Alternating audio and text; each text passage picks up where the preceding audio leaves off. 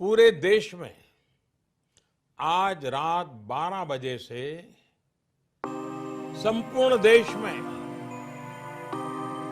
संपूर्ण लॉकडाउन होने जा रहा है।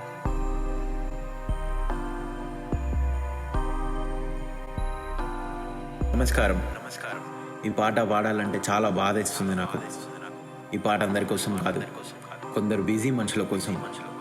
అరే, ప్రాణాలకు హాని అని తెలిసిన తర్వాత కూడా బయట బలాదురుగా తిరుగుతున్నారు. నాకేమైతుందిలే అని.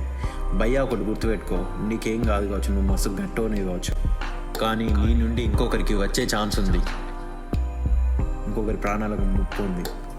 సో మీకు చెప్తున్నా, సంబురాలు ఏందిరా సస్తుంటే ఒక పక్క, ఇంట్లో ముండి బతకమంటే ఎక్కిందా తలతిక్క, వీధులల్ల తిరగ కంటే మంది సంధి కలవద్దంటే ప్రభుత్వాలు హెచ్చరిస్తూ ప్రాణాలను నిల్పమంటే బలాదురు తిరుగుతున్న రోడ్ల మీద.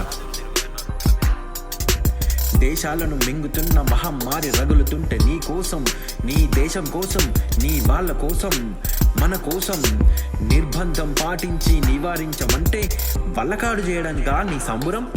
శివాలయం మిగులుతాం మనమందరం, మన బాడీలు ఎత్తడానికి మనుషులు కూడా దొరకరు. నీ క్షేమం కోరి చెబుతుంటే వినవేం? అరే, సస్తవని చెబుతుంటే వినవేం? అంతగనం పనేంది సార్ నీకు? నాకు అర్థం కాదు. నిర్లక్ష్యం వద్దురా, హానికరం సోదరా, ఇకనైనా మారుదాం, ప్రమాదాన్ని ఆపుదాం, వ్యాపించే వైరస్ని అంతం చేద్దాం. మీ వెర్రితనంతో ఏ తల్లికి కడుపుకోతివ్వద్దు, ఏ కుటుంబాన్ని అనాథలుగా మార్చొద్దు, మనం అనాథలుగా మారద్దు. మన కోసం, మన దేశం కోసం, మన వాళ్ళ కోసం ఇల్లు వాకిలు వదిలిపెట్టి ప్రాణాలను పణం పెట్టి డాక్టర్లు, నర్సులు, పోలీసులు, మిలిటరీలు, మున్సిపల్ కార్మికులు ఎంత సేవ చేస్తున్నారు.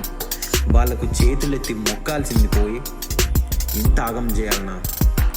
జరా చేతులెత్తి మీకు దండం పెడుతున్నా. ప్లీజ్ బీ సేఫ్, ఇంట్లోనే ఉండండి. ఈ మహమ్మారి పోయే వరకు ఇంట్లోనే జాగ్రత్తగా దర్జాగా బ్రతకండి.